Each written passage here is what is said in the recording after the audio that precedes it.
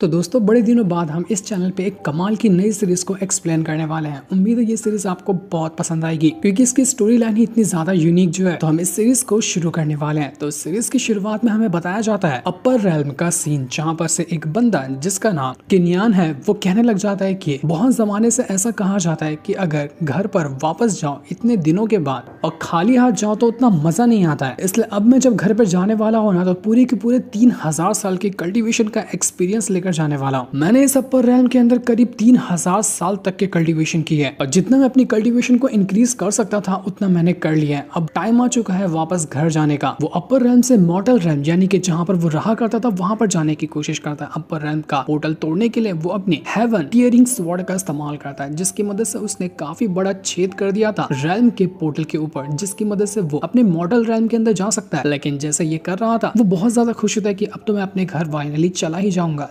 लेकिन तभी वहां की जमीन हिलने लग जाती है। वो यहाँ पर खुशी हो रहा था कि मेरी स्वॉर्ड ने काम कर दिया और मॉर्टल रेल्म का पोर्टल खोल दिया। अब मैं मम्मी पापा आपके पास वापस आने वाला हूँ, बस मेरा इंतजार करना। इतने सालों से आपसे दूर रहा हूँ लेकिन अब नहीं, अब हमारी मुलाकात दोबारा से होने वाली है। लेकिन वो मॉर्टल रेल्म में जा ही क्या बात है कि इससे पहले वहां पर एक बहुत ही खतरनाक बीस्ट आ जाता है जिसने उसके ऊपर एक खतरनाक अटैक देकर मार दिया था। वो उसको नहीं जाने देना चाह रहा था मॉर्टल रेल्म के अंदर। लेकिन क्या किनियान मॉर्टल रेल्म में जा पाया या नहीं जा पाया ये तो अभी हमें नहीं दिखाया जाता। इसके बाद हमें स्टार कॉन्टिनेंट का सीन दिखाया जाता है जहां पर युन क्लान का लीडर कुछ बंदों के साथ फाइट कर रहा था। उसके सामने दो बंदे होते हैं, ये दोनों ब्रदर्स थे और वो यहाँ पर युन क्लान का जो लीडर है उसके साथ फाइट करने की कोशिश कर रहे थे ताकि उसकी जान ली जा सके। लीडर यहाँ पर उनसे फाइट तो करता है लेकिन वो दोनों बंदे एक से बढ़कर एक अटैक लीडर के ऊपर करते जा रहे थे। वो लीडर अपनी सारी टेक्निक का इस्तेमाल करता है और एक से बढ़कर एक स्वॉर्ड टेक्निक का यूज करते हुए वो उन दोनों ब्रदर्स की जान लेने की कोशिश कर रहा था। लेकिन वो ब्रदर्स उसके सभी अटैक को डिस्ट्रॉय करते जाते हैं। उनका मुकाबला करना लीडर के लिए काफी ज्यादा मुश्किल नजर आ रहा था। जब वो लीडर अपनी सारी कोशिशें आजमा लेता है और फिर भी वो यहाँ पर ढंग से उनसे फाइट नहीं कर पा रहा था तो वो समझ जाता है कि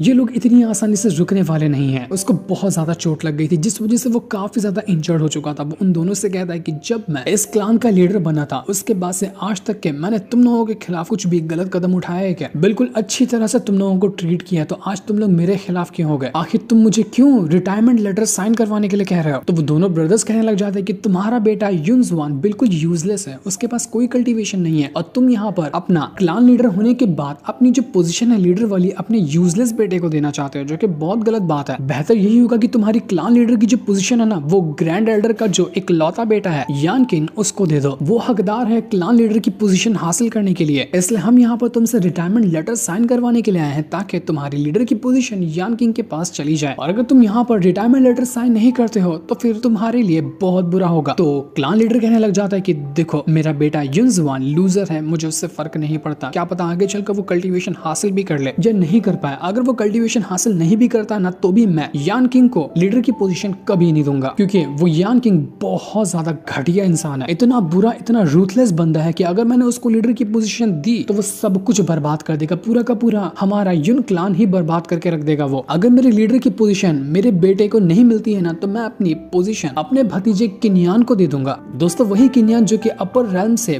वापस रिटर्न आने की कोशिश कर रहा था, तो वो असल में इसी लीडर का भतीजा होता है। लीडर कहने लग जाता है कि हमारा जो क्लान है ना उसको किनियान ही बचा लेगा, उसके पास इतनी कल्टीवेशन है कि वो आराम से लीडर की पोजीशन हैंडल कर सकता है। जिस पर वो दोनों ब्रदर्स कहते हैं कि तुम्हें क्या लगता है कि किनियान वापस आएगा? वो 3 साल पहले गायब हुआ बंदा, अब तक तो वो कहीं जाकर मर भी गया होगा और तुम उम्मीद लगा के बैठे हो कि वो रिटर्न आएगा, वो कभी रिटर्न नहीं आएगा। तो दोस्तों 3 साल पहले किनियान जो है वो कल्टीवेशन करने के लिए निकला था। कल्टीवेशन में उसने इतना प्रोग्रेस हासिल किया कि वो सीधा जाकर पहुंच गया अपर रेल्म के अंदर और वहां पर उसने 3000 साल की कल्टीवेशन की। लेकिन अपर रेल्म का 3000 साल मॉर्टल वर्ल्ड जहां पर इंसान रहते हैं उसके 3 साल के बराबर था। इसलिए पिछले 3 साल से किसी ने भी किनियान को देखा ही नहीं, तो लोगों को ये लगने लग गया कि किनियान मर चुका है, वो कभी वापस नहीं आएगा। इसलिए दोनों ब्रदर्स लीडर से कह रहे थे कि किनियान वापस आने नहीं वाला, तो तुम उसके ऊपर उम्मीद लगाकर क्यों बैठे हुए हो? उन दोनों ब्रदर्स को समझ में आ जाता है कि ये लीडर उनकी बात सुनने नहीं वाला, तो वो यहाँ पर उसको जबरदस्ती मारने की कोशिश करते हैं कि अगर ये मर जाए तो लीडर की पोजीशन उस यानकिंग को मिल जाएगी। वो दोनों अपनी पावर का इस्तेमाल करते हुए जैसे ही लीडर के ऊपर अटैक करने वाले थे कि वहां का पूरा मौसम बदल जाता है, सारी चीजें बिल्कुल शांत हो चुकी थी और आसमान को फाड़ते हुए वहां पर एक स्वॉर्ड आकर गिरती है जो कि किनियान की स्वॉर्ड थी, जो आसमान फाड़ कर जमीन पे गिरी थी। वो स्वॉर्ड का और आया ऐसा था कि दोनों ब्रदर्स उड़कर दूर फेंका जाते हैं। इसके बाद वहां पर एंट्री मारता है किनियान, जो कि अपर रेल्म से वापस मॉर्टल रेल्म के अंदर आकर आखिरकार पहुंच ही चुका था। उसको देखकर क्लान लीडर बहुत ज्यादा खुश हो जाता है कि किनियान फाइनली कि मेरे भतीजे तुम वापस आ गए। किन्यान उन दोनों ब्रदर से कहता है कि अगर मैं गलत नहीं हूं तो तुम लोग यहाँ पर मेरे अंकल को मारने के लिए आए थे ना, तो रुक क्यों गए? जरा हाथ तो उठाकर देखो एक बार फिर से। उसका और उसकी एंट्री ही इतनी रूथलेस थी कि वो दोनों ब्रदर्स बिल्कुल हैरान रह जाते हैं। उससे कहने लग जाते कि किन्यान तू जिंदा कैसे है? हमने तो सोचा था कि तू मर गया होगा, लेकिन नहीं, तू तो बच गया। तो किन्यान कहता है कि मर गया? वो भी मैं? अबे जा यार, मैं कैसे मरने वाला? मैं कभी नहीं मरूंगा जब तक कि तुम जैसे घटिया इंसान इस दुनिया में जिंदा है। किन्यान अपने अंकल के पास आता है, उनसे कहना चाहते कि अंकल आप ठीक तो है ना, मैं सही टाइम पर तो आ गया ना? तो उसके अंकल कहते कि हाँ हाँ बिल्कुल, तुम बिल्कुल सही टाइम पर आए हो। लेकिन चाचा भतीजे का ये प्यार उन दोनों ब्रदर से देखा नहीं जाता। वो गुस्से में वापस किन्यान के ऊपर ही अटैक करने के लिए तैयार हो जाते हैं ताकि वो किन्यान की जान ले सके। वो कहते हैं कि अगर हमने किन्यान को भी मार दिया ना तो पक्का यान किंग जो है वो हमें ढेर सारे पैसे देगा, इसलिए इसको छोड़ना नहीं है। वो जैसे ही यहाँ पर किन्यान के ऊपर अटैक करने के लिए आ रहे थे, किन्यान भी अपनी पावर को एक्टिवेट कर लेता है और अपनी पावर को एक्टिवेट करने के बाद वो उन दोनों ब्रदर्स की जान लेने को तैयार था। पर ये कुछ कर क्या पाता कि इससे पहले ही दोनों ब्रदर्स अपने आप ही तड़पने लग जाते हैं। उनके अंदर एक खास तरह का पॉइजन डाला गया था उसे यान किंग के द्वारा। उसने भेजा जरूर था इन दोनों ब्रदर्स को यहाँ पर लीडर को मारने के लिए, लेकिन उसने इनके अंदर पहले से ही पॉइजन डाल दिया था ताकि काम होने के बाद ये दोनों अपने आप ही मर जाए। और जब पॉइजन का असर एक्टिवेट हुआ तो ये दोनों यहाँ पर खुद से ही मारे जा चुके थे, जो कि बहुत ही ज्यादा खतरनाक पॉइजन से इनको मारा गया था। किन्यान कहने लग जाता है कि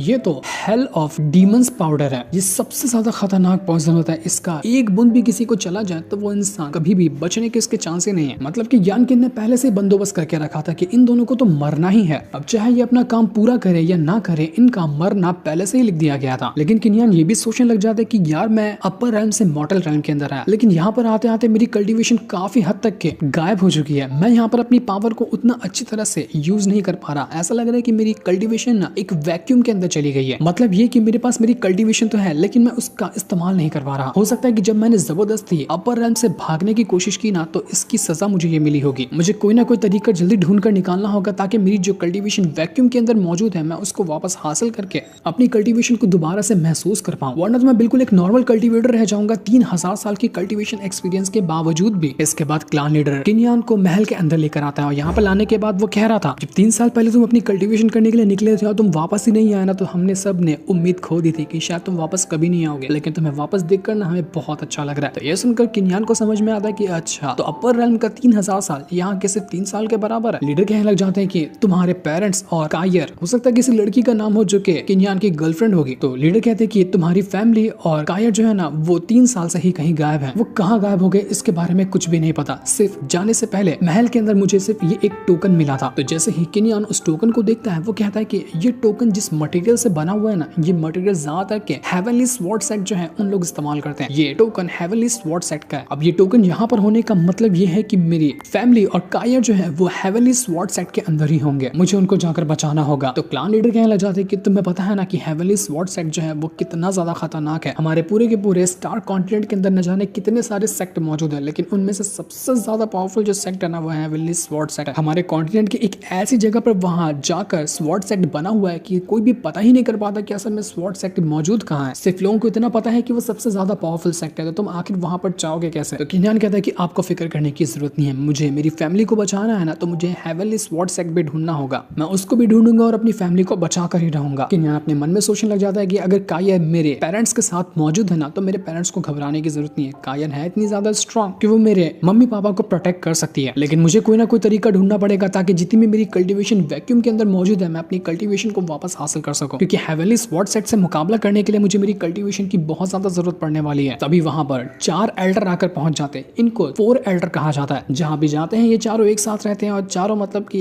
एक जैसे भाई बहन की तरह, भाई भाई की तरह होंगे। तो जब यहाँ पर 4 एल्डर किन्यान को देखते हैं वो उससे कहने लग जाते हैं कि फाइनली किन्यान तुम वापस आ गए और इतनी अच्छी खबर तुमने हमें आकर बताई नहीं। हमें पहले से पता होता कि तुम आने वाले हो तो एक बहुत ही बढ़िया पार्टी का बंदोबस्त किया जाता तुम्हारे स्वागत के लिए। तुम ऐसी रूखी फीकी एंट्री मार कर आ गए। तो किन्यान कहने लग जाता है कि अभी भी कौन सा देर हुई है, चलो अभी पार्टी करते हैं ना, अभी भी तो आप यहाँ पार्टी का बंदोबस्त करवा ही सकते हैं। तो उन 4 एल्डर में वो एक ग्रैंड एल्डर भी था जिसका ही बेटा है यान किंग और उसी ने यहाँ किन्यान के अंकल को जान से मारने की कोशिश की थी। तो किन्यान ग्रैंड एल्डर से कहने लग जाता है कि लगता है आप ना पार्टी तब देंगे जब आपका बेटा यान किंग ना यहाँ का लीडर बनेगा। सच कह रहा हूँ ना, इसी चीज की इंतजार में आप मौजूद थे, लेकिन माफ करना कि आपका ये वाला सपना पूरा नहीं होने वाला है, क्योंकि मैंने यान किंग का प्लान फेल कर दिया। वो नहीं मार पाया मेरे अंकल को, इसलिए यानकिन अपना सपना छोड़ देना यहाँ का लीडर बनने का तो बेहतर होगा। तो बाकी के एल्डर वगैरह जो थे वो कहने लग जाते हैं किन्यान से कि किन्यान तुम यहाँ पर कुछ भी यानकिन के खिलाफ नहीं बोल सकते, क्योंकि तुम 3 साल से इस सेक्ट से बाहर थे और रूल के मुताबिक अब तुम यहाँ के सिर्फ एक ऑर्डिनरी डिसाइपल हो। तुम्हारे पास अब कोई हक नहीं है कि तुम हमारे मामले के बीच में टांग घुसाओ या कुछ बातें करो। तुम्हारी सारी पोजीशन छीन कर तुम्हें सिर्फ एक ऑर्डिनरी डिसाइपल बना दिया गया, इसलिए अपना मुंह बंद कर लो।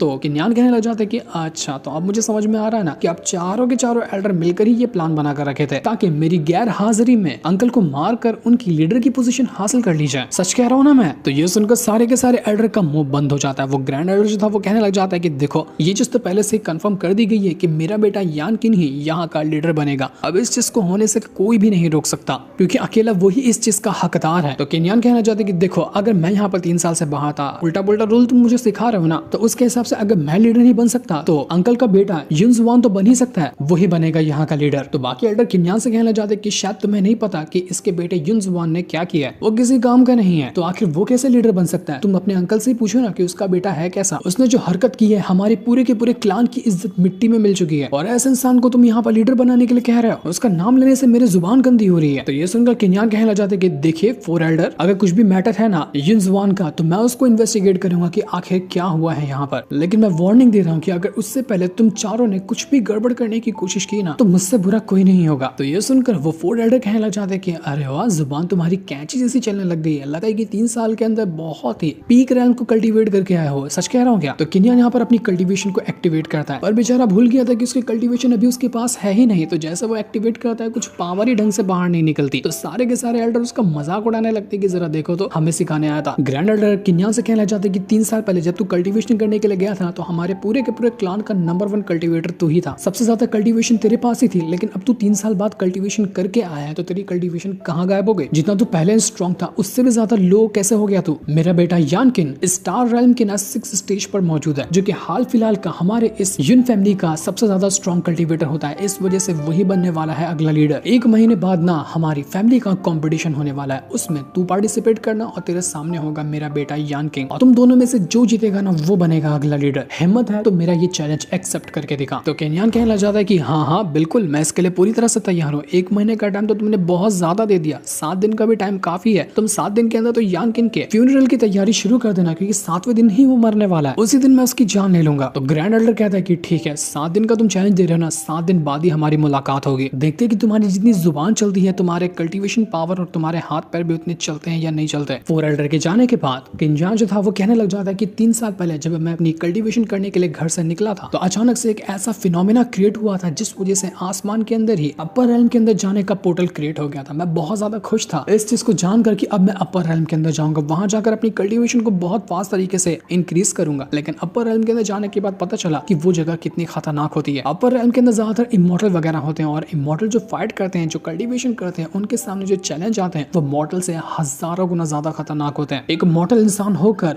अपर रेल्म के अंदर जाने का मेरा एक्सपीरियंस बहुत ज्यादा खतरों से भरा था, लेकिन फिर भी मैंने 3000 साल तक वहां पर सर्वाइव किया और अपनी कल्टीवेशन को इंक्रीज किया। मैंने वहां के हर खतरे, हर एक लॉ जो हेवन क्रिएट करता है वो इतने ज्यादा टफ है कि अगर कोई मॉडल इंसान सुन ले तो उसकी हालत खराब हो जाए। इतना स्ट्रिक्ट है हेवन और उसके लॉज जिसका कोई हिसाब नहीं। लोग वहां पर सालों की कल्टीवेशन करने के बाद अपर रेल्म के अंदर जाते हैं, और वहां पर जाकर भी इतने स्ट्रॉन्ग कल्टीवेटर से फाइट करके कितने लोगों की जान चली जाती है। इतना मुश्किल होता है अपर रेल्म के अंदर सर्वाइव करना, लेकिन जितना मैंने वहां पर सर्वाइव किया है, मैंने एक्सपीरियंस तो बहुत गेन किया। एक से एक स्ट्रॉन्ग कल्टीवेटर के साथ फाइट किया और अपने आप को स्ट्रॉन्ग बनाकर दिखाया है। 3000 साल की कल्टीवेशन के अंदर मेरी जो बाउंड्री थी कल्टीवेशन के पीक पर जाने की, मैंने उसको भी ब्रेक थ्रू किया और उसके भी आगे गया। जो कल्टीवेशन मैंने 3000 साल में हासिल की है, उतना अगर लेवल के हिसाब से बात की जाए तो वो इमॉर्टल रैल्म का भी सुप्रीम लेवल होगा, जो कि इमॉर्टल वगैरह की कल्टीवेशन में भी बहुत ज्यादा हाई लेवल पे आता है। इस वजह से मुझे एम्पायर का टाइटल दिया गया और मैं अपर रैल्म के टॉप 10 के एम्पायर की लिस्ट में आता हूँ। मैं चाहता तो जिंदगी भर के अंदर अपर रैल्म के अंदर रहता, वहां पर कल्टीवेशन हासिल करता और खुद को इतना स्ट्रॉन्ग बनाता कि पूरी दुनिया मेरी मुट्ठी में होती। मुझे सब कुछ तो मिल रहा था अपर रैल्म के अंदर, सिवाय मेरी फैमिली के। वहां पर मेरी फैमिली नहीं थी, और यही वो चीज थी जिसने मुझे हमेशा से तड़पा कर रखा कि मुझे वापस से मॉर्टल रैल्म के अंदर जाना चाहिए ताकि मैं अपनी फैमिली से मिल सकूं, क्योंकि वो लोग मेरे लिए परेशान होंगे। इसलिए मैंने इतना बड़ा रिस्क लिया और अपर रैल्म का पोर्टल तोड़कर मॉर्टल रैल्म के अंदर आया, जिस वजह से मेरी कितनी कल्टीवेशन ही चली गई। जब मैं पोर्टल क्रॉस कर रहा था तब वो बीस्ट आया और उसने मेरी जान लेने की कोशिश की, क्योंकि कोई भी अपर रैल्म से मॉर्टल रेल्म के अंदर नहीं जा सकता, लेकिन मुझे जाना था मेरी फैमिली के पास, इसलिए मैंने ये रिस्क लिया, उस बीस्ट के साथ फाइट की, अपनी जी जान लगा दी ताकि मैं उसको हरा सकूं। जब मैं वापस आने की कोशिश कर रहा था तो उस टाइम पोर्टल बराबर तरीके से तैयार भी नहीं हुआ था। इसी वजह से मुझे इतना बड़ा रिस्क उठाना पड़ा कि मेरी इतनी कल्टीवेशन चली गई। अगर पोर्टल ढंग से तैयार हुआ होता और बीस्ट मेरे रास्ते में नहीं आता ना, तो मैं अपनी पूरी कल्टीवेशन के साथ साथ मॉर्टल रेल्म के अंदर रिटर्न आ जाता।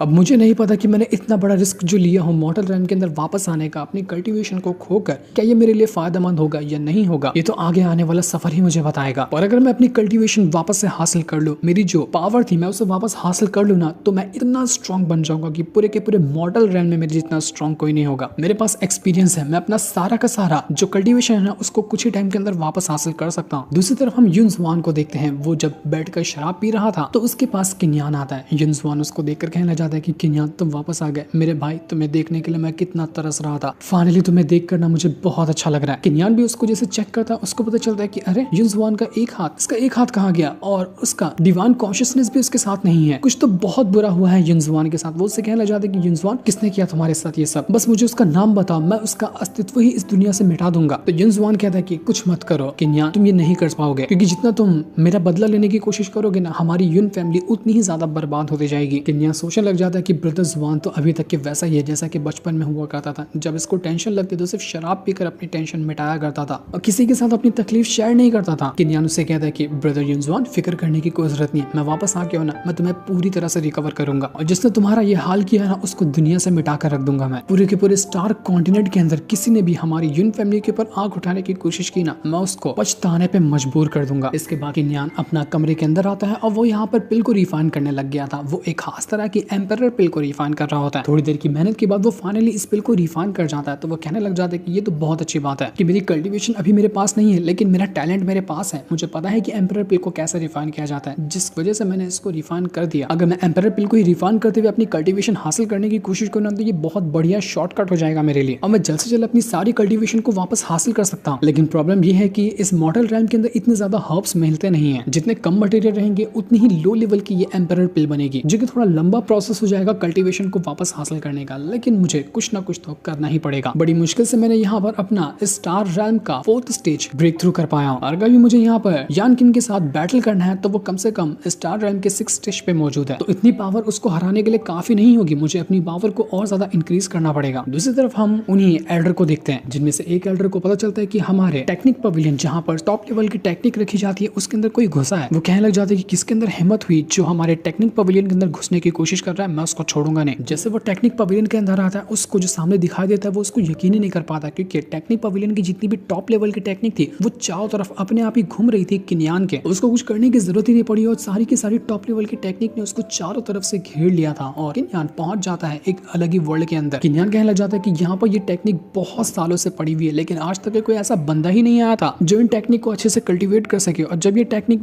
ने मुझे देखा तो ये खुद ब खुद मेरे से आकर चिपक चुके हैं ताकि मैं इनको कल्टीवेट कर सकूं और इनको अपना बनाते हुए इनको सीख सकूं। तो फिर इनके ऊपर ही एहसान किया जाए ना, सारी की सारी टेक्निक को मैं सीख ही जाता हूँ, यही बेहतर होगा। तो तुरंत अपनी पावर का इस्तेमाल करते हुए जितनी भी टॉप लेवल की टेक्निक थी उन सभी को सीखना शुरू कर देता है। सारी की सारी टेक्निक उसके साथ जाकर मर्ज हो रही थी। वो कहने लग जाता है कि ये तो बहुत अच्छी बात है, ये इतनी टेक्निक काफी है मुझे किसी के साथ भी बैटल लड़ने के लिए और उसको जीतने के लिए। इन टेक्निक वगैरह ने तो मेरा काम काफी हद तक आसान कर दिया, लेकिन उन्हीं में एक छोटे से बंदर जैसी सोल होती है, वो भागने की कोशिश करी थी, वो यहाँ पर किन्यान के पास ही नहीं आती। तो किन्यान उसके पीछे बढ़ जाता है कि तू कहाँ भाग रहा है, मैं तुझे भी अपने पास रखूंगा। तो जैसे वो उस बंदर वाली पावर को अपने अंदर डालता है, वो पावर भी उसके साथ जाकर मर्ज हो चुकी थी। वो जो पवेलियन का एल्डर था वो यहाँ पर किन्यान से कहने लग जाता है कि तुम कौन हो, यहाँ पर इतनी टेक्निक चुराने की कोशिश क्यों कर रहे हो। वो किन्यान की शक्ल ही नहीं देख पाता क्योंकि इतना ज्यादा ऑरा से घिरा हुआ जो था किन्यान। और जैसे ही किन्यान ने अपनी सारी की सारी टेक्निक को हासिल किया और अपनी पावर को जैसे इंक्रीज किया, उसके अंदर से ऐसा ऑरा बाहर निकलता है कि वो बेचारा एल्डर उड़कर दूर फेंका जाता है। वो एल्डर यहाँ पर किन्यान से कहना चाहता है कि किन्यान, क्या तुम वो इंसान हो जिसने पूरी की पूरी है टेक्निक पवेलियन की सारी टेक्निक को एक टाइम के अंदर ही मास्टर हासिल कर लिया। अबे यार क्या किया तुमने, इतनी सारी टेक्निक को एक टाइम के अंदर कौन सीखता है। किन्यान पलक झपकते हुए 1 सेकंड के अंदर दूर से टेलीपोर्ट होकर एल्डर के सामने आकर खड़ा हो जाता है और एल्डर से कहना चाहता है कि एल्डर माफ करना, मैंने सारी की सारी टेक्निक को एक बार के अंदर ही ले लिया, लेकिन हाँ फुकट में नहीं लेना, इसके बदले आपको कुछ देना चाहता हूँ। वो यहाँ पर जैसे ही एल्डर को टच करता है, एल्डर बेचारा वहाँ पर मदहोश हो चुका था, उसको खबर ही नहीं होती कि क्या हो रहा है उसके साथ। और तब तक के मौका देखकर किन्यान वहाँ से रफू चक्कर हो चुका था, सारी की सारी टेक्निक को लेकर वो वहाँ से कल्टी मार लिया और बेचारा एल्डर देखता ही रह जाता है। किन्यान को का तो मस्त जुगाड़ हो चुका था कंपटीशन के अंदर जो यानकिन के साथ फाइट होगी उसका। इसके बाद हम एक हफ्ते बाद का सीन देखते हैं जहाँ पर सारे के सारे लोग आ चुके थे बैटल देखने के लिए यानकिन और किन्यान का। सभी लोग यहाँ पर तैयार थे और उसके बाद वहाँ पर एंट्री मारता है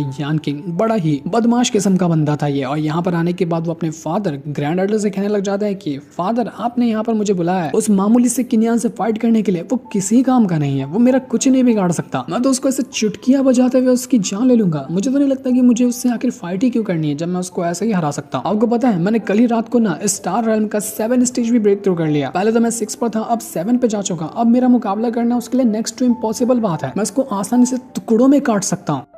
तो उसका फादर उसे कहना चाहता है कि बकवास बातें बंद कर और इज्जत से यहाँ पर किन्यान से फाइट करते हुए उसको हरा के देखा। अगर तुझे यहाँ का लीडर बनना है तो सारे लोग यहाँ पर मौजूद हैं, उनके सामने लगना चाहिए कि तू हाँ लीडर बनने के लायक है, तेरे अंदर इतनी पावर है। तो वो यानकिन कहना चाहता है कि मैं सिर्फ यहाँ का लीडर ही नहीं बनना चाहता बल्कि पूरे के पूरे इस सिटी का नंबर 1 कल्टिवेटर बनना चाहता हूँ। तो देखता हूँ मेरा सपना आखिर कौन ही तोड़ सकता है, कोई नहीं तोड़ सकता। वो किन्यान की कोई औकात नहीं कि वो मेरा कुछ बिगाड़ सके। तो सारे लोग यहाँ पर उसका मजाक उड़ाने लगते हैं कि जरा देखो तो बड़ा आया यहाँ पूरे सिटी का नंबर 1 कल्टिवेटर बनने वाला। हमें तो लगता है कि किन्यान ही इसकी इज्जत का कबाड़ा कर देगा। सबके सब लोग यहाँ पर उस यानकिन की बदमाशी से परेशान थे, इससे ज्यादातर लोग उसके खिलाफ ही हैं। तो ग्रैंड एडर सबको शांत करवाते हुए कहता है कि एकदम चुपचाप बैठ जाओ, कोई भी आवाज किया ना तो मैं बहुत मारूंगा उसको। सारे के सारे लोग कहने लग जाते हैं कि अगर ये यानकिन अगला क्लान लीडर बना ना तो हम सबके लगने वाले हैं। किसी भी हाल से ये बैटल हार जाए, किन्यान ये बैटल जीते तो हमारे लिए बहुत अच्छा होगा। इस मनहूस यानकिन की हमें शक्ल नहीं देखनी है। तो किन्यान वहां पर आकर उनसे कहने लग जाता है कि अरे दोस्तों फिक्र करने की जरूरत नहीं है, तुम लोगों का हीरो मैं हूं ना, यहाँ आ गया हूँ इस यानकिन जैसे बचकाने की औकात दिखाने के लिए। वो मेरा कुछ भी नहीं कर पाएगा। तुम लोगों को शायद पता ही होगा कि बचपन में जब मैं इसको इतना मारता था ना तो मुझे देखकर ये अपनी पैंट गीली कर देता था। रास्ते में भी चलता था, बड़ा होने के बाद तो डायपर पहन के चलता था कि कहीं मैं दोबारा इसको दिख जाऊं तो ये फिर से अपनी पैंट ना गीली कर दे। और तुम लोगों को क्या लगता है कि ये मुझे हरा देगा? आज भी लगता है कि डायपर ही पहन कर आया होगा और ऐसा इंसान यहाँ क्लान लीडर बनेगा? कभी भी नहीं। तो यानकिन कहना चाहता है कि बिल्कुल तू वैसा ही है जैसा कि बचपन में था, आज भी कुछ नहीं बदला, बदली सिर्फ एक चीज है कल्टीवेशन पावर, कि तू पहले मुझसे ज्यादा स्ट्रॉन्ग था, अब मैं तुझसे ज्यादा स्ट्रॉन्ग बन चुका, इसलिए पुराने पूरे हिसाब किताब तुझसे लेने बाकी हैं। तो किन्यान कहता है कि